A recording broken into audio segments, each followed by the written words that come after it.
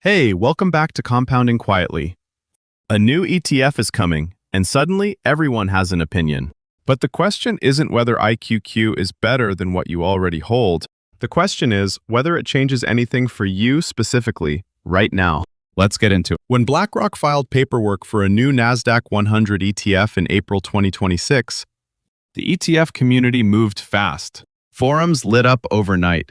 Finance channels started producing side-by-side fee comparisons, and investors who had been quietly holding QQQ or QQQM for years suddenly started asking a question they hadn't asked in a while. Should I switch? That question is worth slowing down on. Not because the answer is yes or no, but because the way it gets asked tells us something important about how investment decisions actually get made. Most people don't hold a fund because they made a deeply researched choice. They hold it because they started, it worked well enough, and inertia took over. That is not a flaw in their character. It is a reasonable outcome for someone who is not a full-time investor. But it means that when something new shows up, something cleaner, cheaper, backed by the biggest name in asset management, the familiar suddenly stops feeling safe. Not because the fund changed, because the landscape around it shifted. And the doubt that comes with that shift can push people into decisions they haven't fully thought through. This pattern is not unique to ETFs. It plays out every time a dominant product faces a credible competitor. The response tends to be emotional first, analytical second. And for long-term investors, that order tends to cost money. BlackRock filing for IQQ is a structural event in the ETF industry. It is not a performance event in your portfolio. Understanding that distinction is the starting point for thinking clearly about this. The right question is not whether IQQ will outperform QQQ. The right question is what role a Nasdaq-100 allocation is playing in your overall plan, and whether anything about that role has actually changed. For most people, it hasn't. But let's walk through the structure carefully, because the details here matter. Let's start with what IQQ actually is.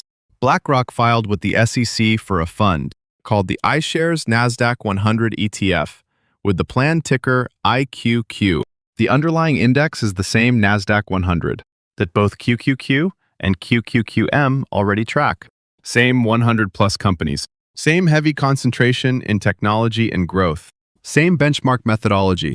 The difference between these three products is not what they hold. It is how they are built and what they cost to hold. To understand why that matters, it helps to look at where QQQ came from. QQQ launched in 1999 and operated for more than 2 decades as a unit investment trust. That structure sounds like a technical detail, but it has practical implications for investors. A unit investment trust cannot automatically reinvest dividends. It cannot lend out securities to generate additional income, and over long periods, those small structural constraints added up to small but real friction. In December 2025, Invesco finally converted QQQ into a standard, open-ended ETF. At the same time, they lowered the expense ratio from 0.20% to 0.18%. QQQM was already structured as an open-ended ETF from the beginning, which is why it had always carried a lower cost at 0.15%. Now IQQ enters the picture. If it launches, it would start life as a modern open-ended ETF, no legacy structure to work around, no conversion history to manage. And the projected expense ratio is what everyone is paying attention to. Analyst estimates put the expected fee somewhere around 0.10% to 0.12%. That would be meaningfully lower than QQQM's 0.15% and significantly lower than QQQ's 0.18%. BlackRock has done this before. They entered the bond ETF market with fees that forced the entire category to reprice.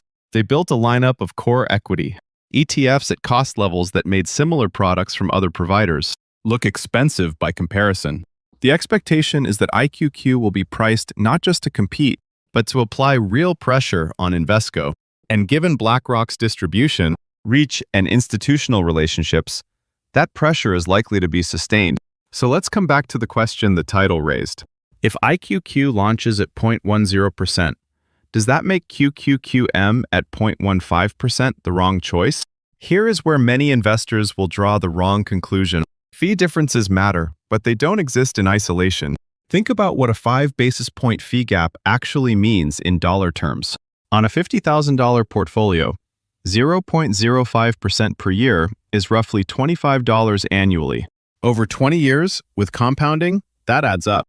But it does not add up fast enough to justify creating a taxable event by selling a profitable QQQM position today. If your position has meaningful unrealized gains, the capital gains tax from switching could cost you 5 to 10 years of fee savings in a single year. The math changes entirely depending on where you are in your holding. For new money capital you are deploying now, IQQ could be the right starting point once it launches and builds enough liquidity to trade efficiently.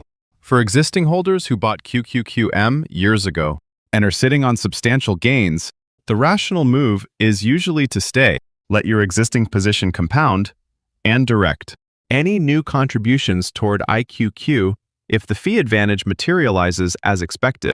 There is one more factor worth understanding. BlackRock has indicated that IQQ will participate in a securities lending program. Securities lending is a process where the fund lends its holdings to short sellers and receives a fee in return. That income flows back into the fund and can reduce the effective cost of ownership below the headline expense ratio. If IQQ's securities lending income is meaningful, which it has every reason to be, given BlackRock's scale and institutional borrower relationships, the real cost of holding IQQ could end up lower than even the 0.10% figure suggests. But this requires patience and real data. Right now, we are looking at projections on a filing document. The actual numbers will only be visible once the fund has been running for a full year or more. The judgment here is not about which ticker wins a fee comparison chart. It is about which choice makes sense, given where you are in your investment timeline and what you currently hold. Long-term investors tend to underestimate one specific cost, not fees, not market volatility, the cost of reacting to events that feel urgent, but are not actually action signals for their specific situation. IQQ entering the market is genuinely good news for anyone invested in the Nasdaq-100 ecosystem. More competition means lower costs, not just from IQQ, but potentially from QQQM as well. If Invesco responds with a fee cut of its own, that outcome benefits everyone in the space, regardless of which product they hold. But you do not need to act today to benefit from that dynamic. What matters more than which ETF wins this competitive battle is whether your investment criteria are clear. If you are accumulating for the long term, comfortable with the technology concentration in the Nasdaq-100, and already in a fund that serves that purpose, your job is not to optimize for the lowest possible fee at any cost. Your job is to stay consistent with the plan you built. When IQQ launches, when it has real trading volume and a full year of data, that is the moment to revisit the comparison with fresh information. Until then, the clearest move for most investors is the one they were already making, compounding quietly investing that gives you peace of mind. If this video helped, subscribe and leave a like. I hope this becomes a small source of strength in your investment journey. The content in this video is for general informational purposes only. All final decisions and responsibilities remain with the investor. Thank you for spending time with Compounding Quietly today.